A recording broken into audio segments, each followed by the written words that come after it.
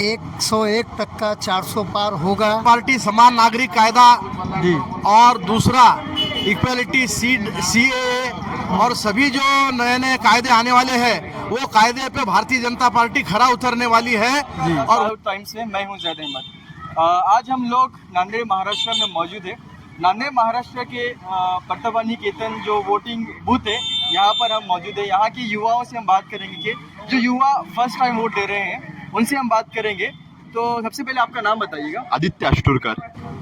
आप क्या पढ़ाई करते हैं? मैं लॉ पढ़ाई करता हूँ पुणे में। ओके, तो आदित्य जी मेरा सबसे पहले आपसे सवाल ये है कि आप फर्स्ट टाइम वोट करे हैं तो आपको कैसा लग रहा है फर्स्ट टाइम वोट करें? फर्स्ट टाइम वोट तो एक्सपीरियंस तो अच्छा रहता है। मैं खास मतलब पुणे से यहाँ पे वोट करने के लिए आया हूँ, मतलब अच्छा। मेरा राइट यूज़ करने के लिए आया हूँ मैं।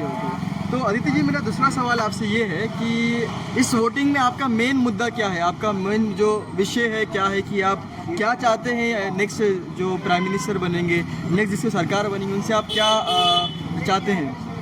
मैं ये चाहता हूँ कि मतलब मैं एक्चुअली जो ये सरकार है इनसे खुश हूँ कि ये जो युवाओं के लिए नए नए योजनाएं बना रहे हैं, मतलब जैसे कि ये मतलब न्यू एजुकेशन पॉलिसी वगैरह, इनसे मैं काफ़ी प्रभावित हूँ। और जो रोड कनेक्टिविटी वगैरह मैं ऐसे आज ही आपको बोला कि मैं पुणे से आया हूँ, तो विद इन 8 आवर्स के अंदर मैं वहाँ से आया हूँ। तो ये सब इतने अच्छे प्रगति के काम हो रहे हैं, इसलिए मेरा तो यही मतलब सब मुद्दे हैं, इसलिए हम इस सरकार से प्रभावित है। ओके, तो आप एज अ प्राइम मिनिस्टर किसको देखना चाहते हैं? ऑब्वियसली नरेंद्र मोदी जी को देखना चाहते हैं। तो देखिए नरेंद्र मोदी जी के जो नए नए आइडियाज़ है, जी हाँ, जो उनका जो 2047 तक इंडिया को एक विकसित भारत बनाना है, जो 3rd लेवल पे जो इंडिया का जो इकोनॉमी है पहुंचाना है, इस सबसे डायरेक्टली इनडायरेक्टली फायदा हम जैसे युवा को ही होने वाला है। इसलिए ये सब काम है जिससे हम प्रभावित है। आज कुछ बीजेपी के कार्यकर्ता यहाँ मौजूद है। राजेंद्र उपाध्याय। तो मैं इनसे बात करूँगा। तो सबसे पहले सर आपका नाम बताइए। राजेंद्र उपाध्याय, मैं भारतीय जनता पार्टी का पिछले 45 साल से यहाँ का कार्यकर्ता हूँ और भारतीय जनता पार्टी ये बारी को अद्वितीय मत से चुन के आने वाली है। नांदेड़ में जो ये इलेक्शन का जो अभी वोटिंग परसेंटेज चल रहा है ये अद्वितीय चल रहा है और इसके लिए मैं भारतीय जनता पार्टी के सभी कार्यकर्ताओं को बधाई देता हूं। उन्होंने इस इलेक्शन में बहुत मेहनत की है। हम पुराने कार्यकर्ताओं ने जो नए कार्यकर्ताओं में जोश भरा है, ये जोश बहुत काम आ रहा है और कार्यकर्ता तहे दिल से काम कर रहे हैं। और मेरा दूसरा क्वेश्चन आपसे ये है कि हाँ। आपको क्या लगता है कि अगले साल जब बीजेपी सरकार में 2024 में जब सरकार में आ जाएंगी, जब बन जाएंगी, तो और क्या क्या डेवलपमेंट कर सकती है इस देश को लेकर? भारतीय जनता पार्टी समान नागरिक कायदा जी और दूसरा इक्वलिटी सीएए और सभी जो नए नए कायदे आने वाले हैं वो कायदे पे भारतीय जनता पार्टी खरा उतरने वाली है और वो कायदों का इम्प्लीमेंट करके वो कायदे संसद में पास करा के लेने वाली है।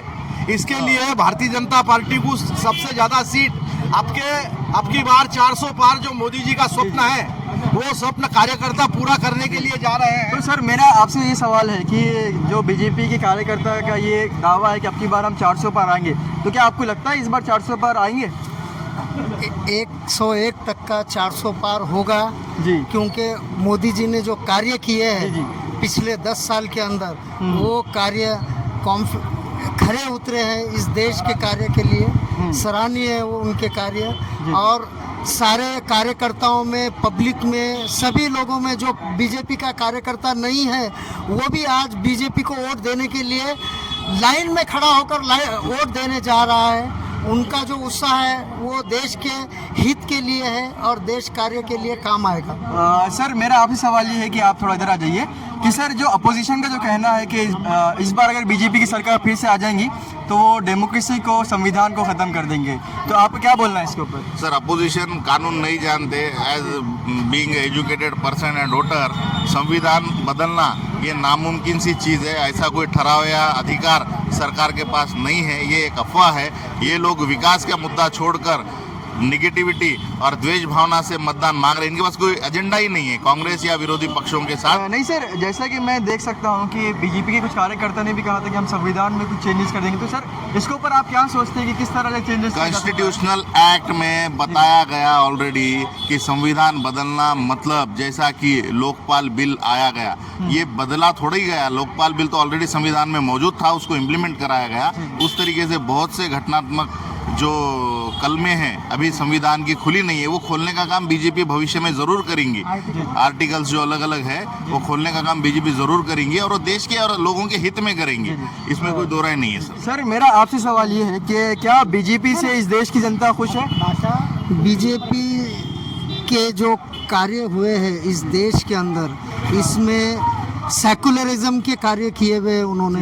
मोदी जी ने अपने हर भाषण में 140 करोड़ जनता, मेरे परिवार, इस तरीके से उन्होंने कार्य किए हुए हैं और जो भी कार्य करेंगे वो खरे उतरेंगे, क्योंकि उनके कार्य किसी एक समाज के लिए नहीं रहते हैं, सारे देश के जनताओं के लिए रहेंगे। ठीक है, धन्यवाद सर।